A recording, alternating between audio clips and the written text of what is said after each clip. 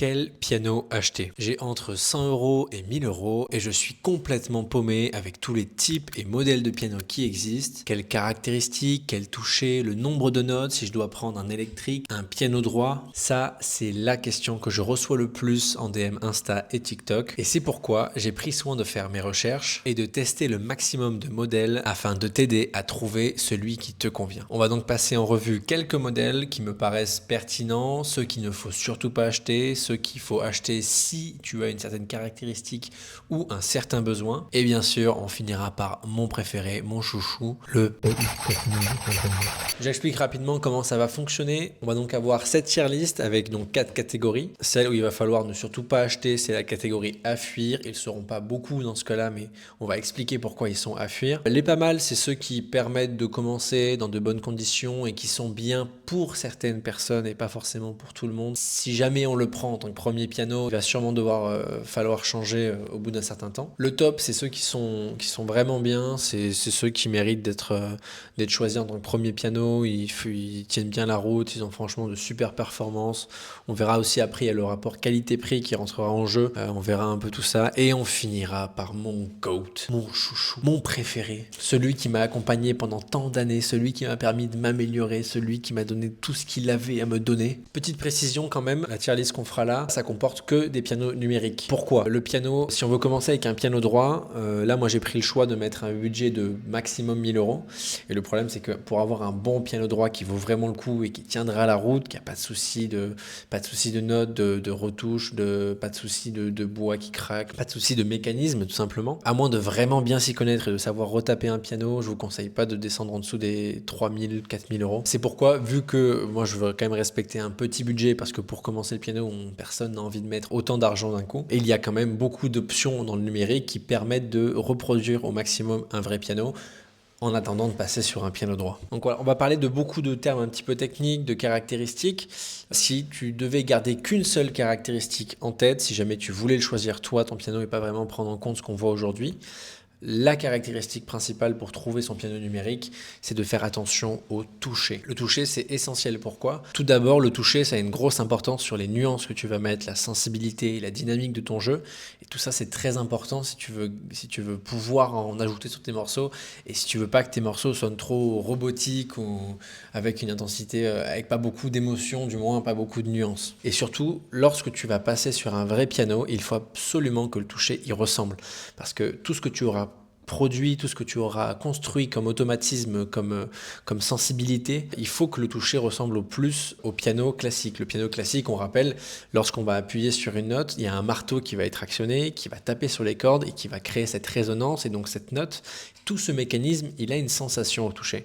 Et donc c'est important que le toucher soit lourd, voire à la limite semi-lourd, pour que quand tu fasses la transition du numérique au piano droit, ça n'ait pas beaucoup de répercussions et que tu ne perdes pas non plus tous tes repères. En parlant de transition, il faut faire attention à ce que ton piano ait le même écart de notes. Ça veut dire que des fois, des pianos bas de gamme vont utiliser un tout petit écart de notes comparé à un piano classique.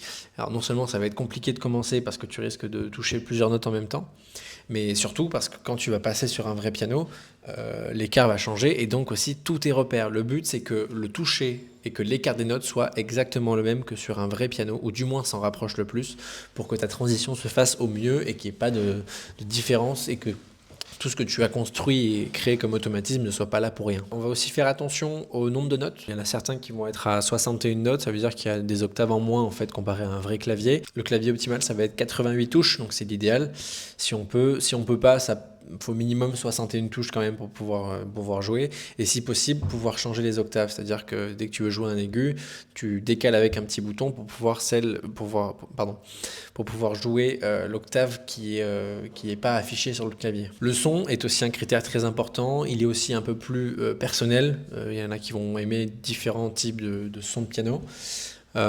Pour ça, il faut faire attention à la marque en général. Elles sont construites en plusieurs années, elles ont une vraie réputation avec leur son. En général, les grosses marques comme Roland, Kawai, Korg, Yamaha, tout ça, ça va être des marques qui ont un bon enregistrement, un bon échantillonnage avec du coup une bonne qualité de son et des pianos de qualité aussi qui ont été enregistrés avec plusieurs nuances à chaque fois pour que le son soit au mieux et au plus fidèle d'un vrai piano. Et bien sûr aussi la quantité des sons. Il y a certains pianos numériques qui vont offrir la possibilité de jouer avec un orgue, si jamais on veut s'entraîner des pièces d'orgue, avec un clavecin, avec des violons, avec des synthés, des pianos un peu électriques, ça dépend quel type de jeu, quel type de musique on va jouer, si on joue du blues, si on joue de la funk. Il y a certains sons qui sont intéressants à avoir sur son clavier pour pouvoir jouer le style dont on a envie. Et bien sûr, je mettrai le lien de tous les modèles qu'on va voir dans cette tier list en description, et j'essaierai de les tenir à jour parce que je sais que voilà, les tarifs, les prix vont changer, fluctuent souvent.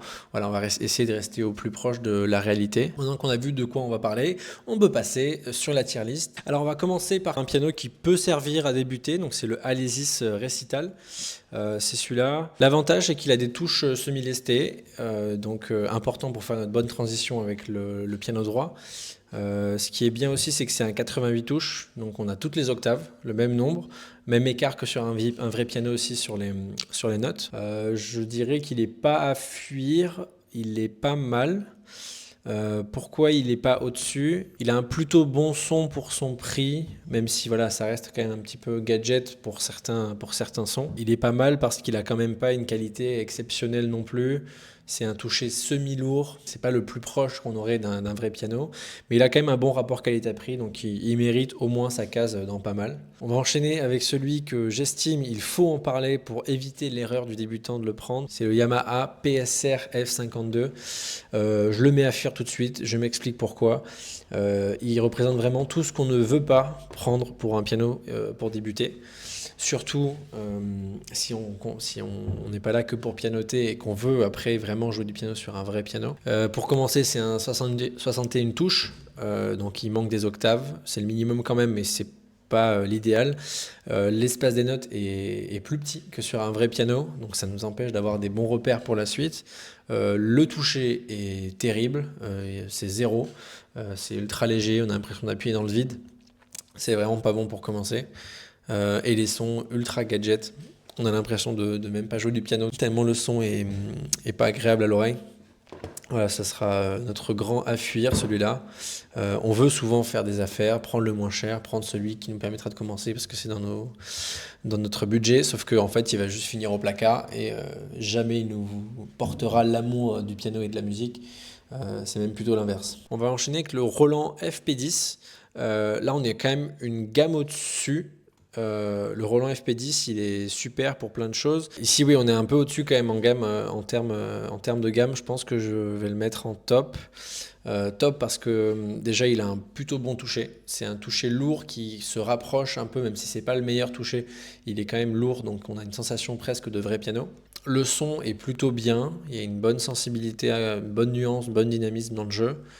Il a 88 touches, donc c'est ce qu'on cherche nous, le bon écart de notes. Donc c'est vraiment un super début et il a un très bon rapport qualité-prix surtout. Voilà, c'est quand même un best-seller, c'est un des modèles références quand on veut acheter son premier piano. Ensuite, on passe sur le Roland Go Piano. Alors lui, il est la case dont on va le mettre va être un peu différente selon ce qu'on a envie de faire. Typiquement, celui-là, ça va être le compagnon idéal de celui qui bouge, celui qui va à droite à gauche et qui veut avoir son clavier avec lui. Parce que pour le coup, il est vraiment léger. Il est léger, il a 61 touches, donc pour être le plus court possible et le plus léger. Après, on peut changer d'octave avec des boutons pour pouvoir jouer toutes les octaves si jamais on en a besoin. Donc c'est pas l'idéal en nombre de notes, en nombre de touches. Par contre, quand même, il se rapproche de ce qu'on ne veut pas pour le toucher. C'est quand même un toucher assez gadget. C'est pas l'impression de taper dans le vide, mais c'est pas loin. C'est presque pas un semi-lourd. Le toucher, il est quand même vraiment pas terrible. Et le son principal est correct pour son prix, mais le reste, c'est vraiment gadget, ça fait pas envie. Je le mettrai en fait en à fuir si c'est ce que vous voulez acheter pour la maison comme premier piano, mais dans pas mal quand même, parce qu'il remplit cette fonction de transport si c'est pour avoir un piano à emmener. C'est vraiment son utilité principale. On enchaîne avec le FP30 de chez Roland. Alors le FP30, c'est du coup un peu une version améliorée du FP10. À la différence que il n'y a pas une énorme différence en fait avec le modèle du dessous. Il y ressemble vraiment, enfin du moins pour la différence de prix. On a une assez grosse différence de prix pour vraiment pas une qualité énorme supplémentaire. Le toucher reste bon, les sons restent bons, il y a des bonnes nuances. Maintenant voilà, il est Il est à son prix en plus, qui pourrait être expliqué par peut-être la qualité du confectionnement et quelques améliorations au niveau des enregistrements du piano. Mais ça vaut vraiment pas le coup pour le prix qu'il a en fait. Donc je le mettrais dans pas mal. Je le mettrais dans pas mal. Ouais, il va pas dépasser pas mal en fait. C'est plutôt pour son prix qu'il est là, parce que c'est quand même un bon piano. Mais autant acheter le FP10 directement. Là, on va attaquer un gros morceau. C'est voilà, si vous avez un bon budget, donc autour des 1000 euros, c'est quand même ce qui va se faire de mieux. C'est la gamme Yamaha YDP. Donc c'est voilà celui-là. Euh, donc on le voit déjà esthétiquement, il a quand même une gueule, c'est un niveau au-dessus. Il est livré avec les pédales et le meuble autour. Donc c'est déjà une super qualité. On a des sons qui sont excellents, notamment le son du Yamaha CFX qui a été enregistré pour ce piano, pour un de ses sons. Donc ouais, voilà, une super sensibilité. C'est un peu, on met tous les curseurs au top du numérique. Après, il faudra mettre vraiment beaucoup de sous pour atteindre une qualité supérieure. Franchement, j'ai rien à dire pour ce piano. C'est un bon rapport qualité-prix. C'est voilà, prenez-le vraiment si vous pouvez vous le permettre. Je vais le mettre on peut pas le mettre en première place du top. Voilà, je le mets en première place du top. Il mérite quand même cette place. Je le mets pas tout en haut parce qu'il a quand même un prix et que c'est pas abordable à tout le monde.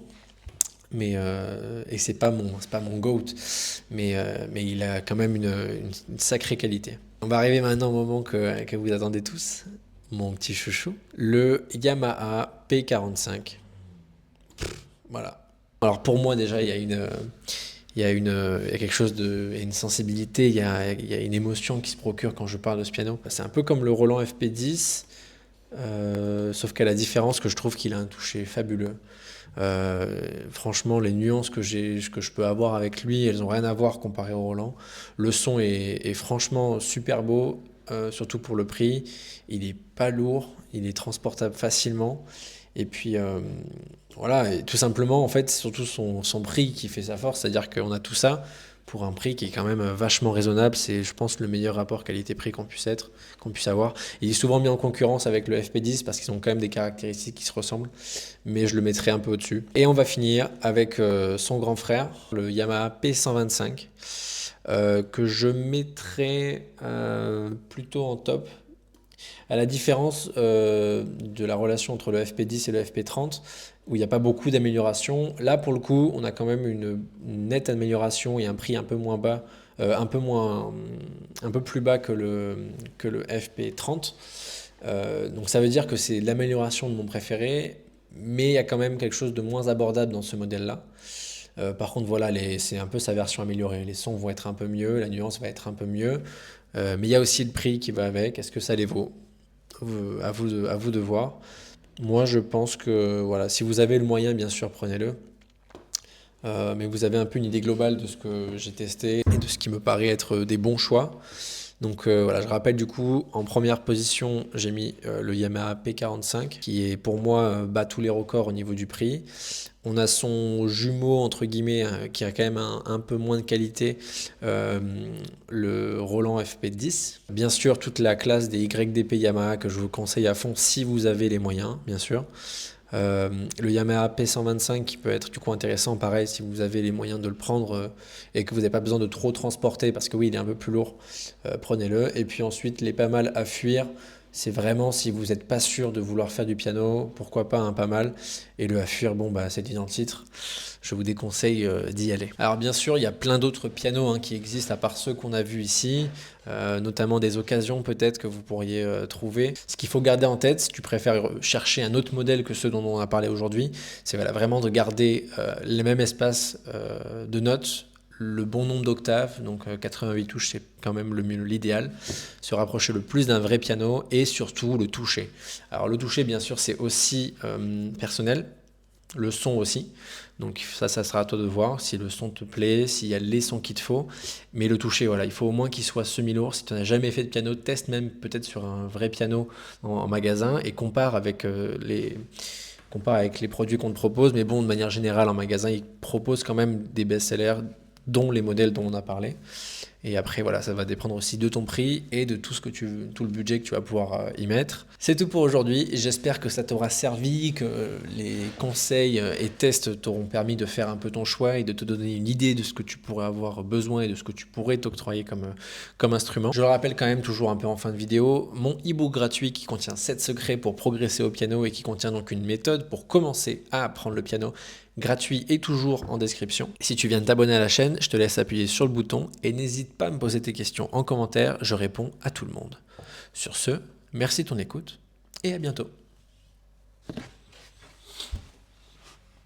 Non, j'attends que tu t'abonnes.